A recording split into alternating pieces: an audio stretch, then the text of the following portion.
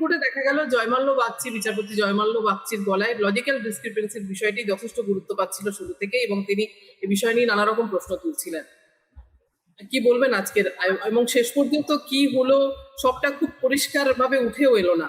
না, সেই ব্যাখ্যা শেষ পর্যন্ত কি হলো সেই ব্যাখ্যায় আমি যাব না, কিন্তু আজ সুপ্রিম কোর্টে বিশেষ করে বিচারপতি জয়মাল্য বাগচির কিছু মন্তব্য শুনে মনে হচ্ছে যে আমাদের যে উদ্বেগটা আছে তা অন্তত তার একটা প্রতিফলন তার কথার মধ্যে আমি অন্তত দেখতে পেয়েছি। সেটা চূড়ান্ত সিদ্ধান্ত কি হবে আমি বলতে পারবো না। প্রথমত একটা লজিক্যাল ডিসক্রিপেন্সি কথাটা উনি বলেছেন যে বিহারে আপনাদের এটা ছিল না। এমনিতেই লজিক্যাল ডিসক্রিপেন্সি নিয়ে একটা প্রশ্ন যদিও আজকেও ওঠেনি, কিন্তু আমার ধারণা আজও কালো বিষয়টা উঠবে বা ওঠা উচিত। সেটা হচ্ছে গিয়ে এমন একটা ব্যবস্থা সেটা তৈরি করা হলো, এমন একটা ছাঁকনি তৈরি করা হলো যে ছাঁকনি দিয়ে বেরিয়ে এলো আটকে গেল 60 লক্ষ নাম, 60 লাখ নাম। পরে যখন সেটা সংবিধানের বিশেষ ক্ষমতা ব্যবহার করে সুপ্রিম কোর্ট প্রাক্তন বিচারপতিদের হাতে দিলেন দেখার জন্য, অ্যাডজুডিকেশনের জন্য দিলেন, তাতে দেখা গেল যে ওই 60 লক্ষের মধ্যে 47 লক্ষ ভুল, মানে 47 লক্ষ ঠিক নাম, তাদের ভোটাধিকার নিয়ে কোনো প্রশ্ন নেই। 33 লক্ষ তখনও আটকে গেল। অর্থাৎ 50% বেশি ভুল করেছিল এই ব্যবস্থাটা। লজিক্যাল ডিসক্রিপেন্সির যে ব্যবস্থা, সেই এটা তার এরার হচ্ছে 50%-এর বেশি। এরকম একটা ব্যবস্থা যার এরার 50%-এর বেশি, সেইটে তো ছুড়ে ফেলে দেওয়া উচিত যে কোনো লোকের। মানে আমি যদি বাজার থেকে 1 কিলো আলু কিনে এনে একটা ছেঁড়া ব্যাগে আনি এবং এনে দেখি যে 4টে মাত্র আলু পড়ে আছে, তাহলে এই ব্যাগটা নিয়ে পরের দিন বাজারে যাবো না, আর ফেলে দেবো ওটা। এই ক্ষেত্রেও আমার ধারণা যে এটা একটা খুব বড় প্রশ্ন যে এরার এত বেশি, আর এরার সেরকম একটা জিনিস আনা হলো কোনো পরীক্ষা নিরীক্ষা ছাড়া, কোথাও কোনো ট্রায়াল ছাড়া আনা হলো, এবং তার পক্ষে কথা বলে যাচ্ছে ইলেকশন কমিশন। এটা বিস্ময়কর। আজকে লজিক্যাল ডিসক্রিপেন্সি নিয়ে সুপ্রিম কোর্টে যেটা বলেছেন, আমি লয়ার নয়, আমি সাংবাদিকের মতো করে যেটুকু বুঝলাম, 1 নম্বর বলেছেন আপনারা বিহারে এটা করেননি। তখন ইলেকশন কমিশনের বিচারপতি আইনজীবী কতগুলো কথা বলেন। তখন বিচারপতি বলেন যে পুরনো সাবমিশন তাহলে বার করতে হয়, আপনারা বক্তব্য বদলাচ্ছেন, চেঞ্জ করছেন, আপনাদের সাবমিশন এটা ছিল না।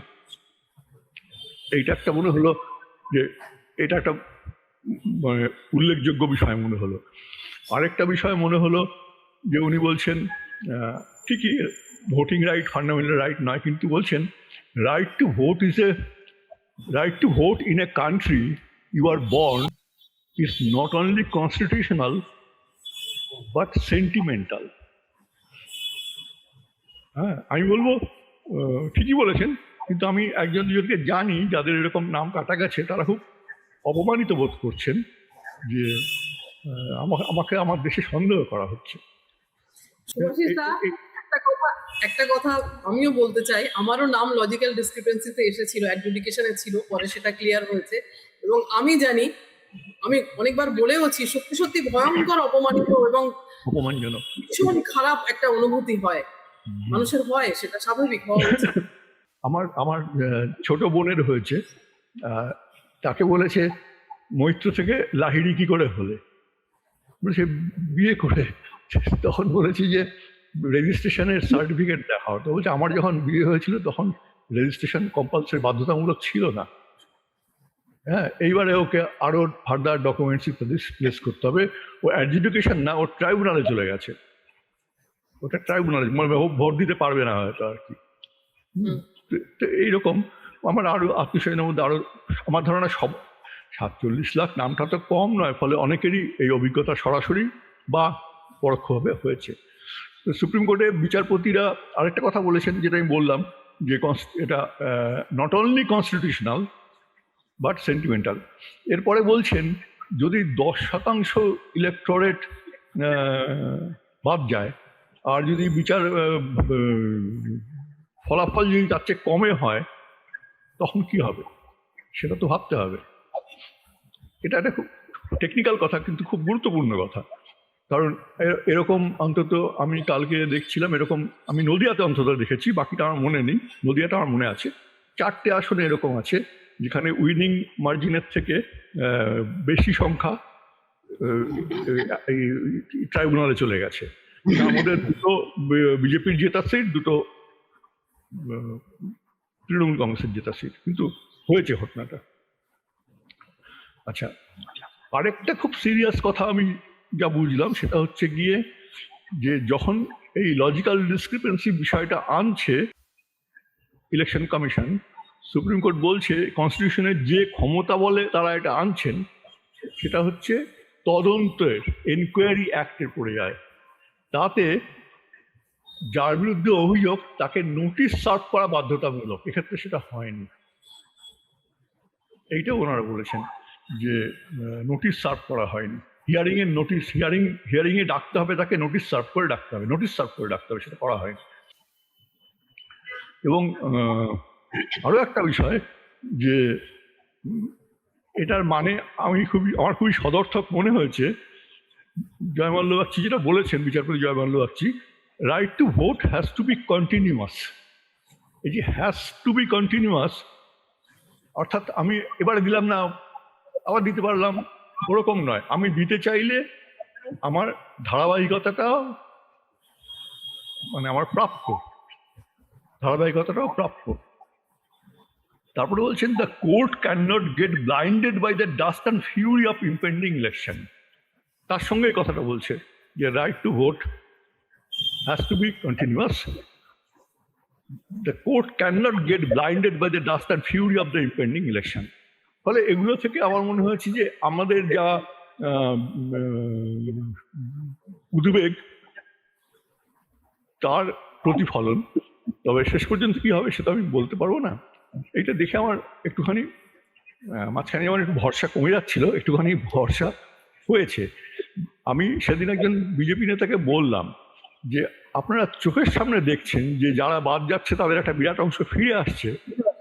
প্রধানমন্ত্রী থেকে শুরু করে আপনারা সবাই বলছেন যারা বাদ যাচ্ছে তারা অ্যান্টি ন্যাশনাল, যারা বাদ যাচ্ছে তারা রোহিঙ্গা, যারা বাদ যাচ্ছে তারা বাংলাদেশি। কি করে বলছেন? তো তিনি বুঝলেন বলে মনে হলো না। কিন্তু আজকে দেখলাম, কালকে দেখলাম একটা ঘটনা ঘটেছে। দিলীপ ঘোষ, এটা অভিযোগ যে দিলীপ ঘোষ খড়গপুরের একটা ওয়ার্ডে প্রায় 300-350 মানুষের নাম বাদ গিয়েছে। উনি বলেছেন অ্যান্টি ন্যাশনাল, তারা গিয়ে বাড়ি ঘেরাও করেছিল। বাড়ি ঘেরাও করা ঠিক না ভুল সেটা একটা অন্য প্রশ্ন, কিন্তু কথা হচ্ছে যে কি করে এই যে ভাগটা করে দেওয়া হচ্ছে, এই যে সিল মেরে দেওয়ার চেষ্টা হচ্ছে বারবার করে, এর মধ্যে একটা আনন্দের প্রকাশ দেখতে পাচ্ছি আমি বিজেপি নেতাদের মধ্যে। এইটা আমি জানি না, মানে বিজেপির পক্ষে খুব ভালো হবে বলে মনে হয় না এই জিনিসটা। এটা খুব আনন্দ, খুব উল্লাস দেখা যাচ্ছে যে এতগুলো অ্যান্টি ন্যাশনাল চিহ্ন যেন ওদের দায় পড়ে গেছে। ইনফ্যাক্ট একটা জিনিস তো বলা হচ্ছে যে পশ্চিমবঙ্গ সরকার সহযোগিতা করেনি এবং করবো না, এটা প্রকাশ্যে বলেও ছিল। কিন্তু তার আগেরটা দেখতে হবে। সেটা হচ্ছে গিয়ে ইলেকশন কমিশন প্রথমে বলেছে আমরা এসব বিদেশি খুঁজে বার করবো, রোহিঙ্গা খুঁজে বার করবো। আর বিজেপি নেতারা সর্বোচ্চ স্তর থেকে সর্বনিম্ন স্তর পর্যন্ত প্রত্যেকে বলেছে পশ্চিমবঙ্গ থেকে 2 কোটি লোক বাদ দেবো, 1.5 কোটি লোক বাদ দেবো। ইনফ্যাক্ট বিজেপির বিরোধী দল নেতা শুভেন্দু অধিকারীও বলেছেন। এমনভাবে জিনিসটা প্লেস করা হয়েছে, তাতে মনে হয়েছে যে ইলেকশন কমিশন মানে লোকে গুন্ডা ভাড়া করে না, ওই জাতীয় একটা জিনিস হয়েছে। ইলেকশন কমিশনকে যেন বিজেপি নিয়ে এসছে যে ঠিক আছে 21-এ পারিনি, এবারে দেখে নেব, আমাদের সঙ্গে ইলেকশন কমিশন আছে, তোর সঙ্গে কে আছে।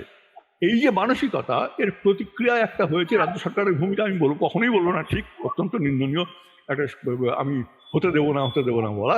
কিন্তু সেটাকে শুধু ওইখান থেকে দেখলে কিন্তু হবে না, ওটা একটা কজ অ্যান্ড এফেক্টে দেখতে হবে।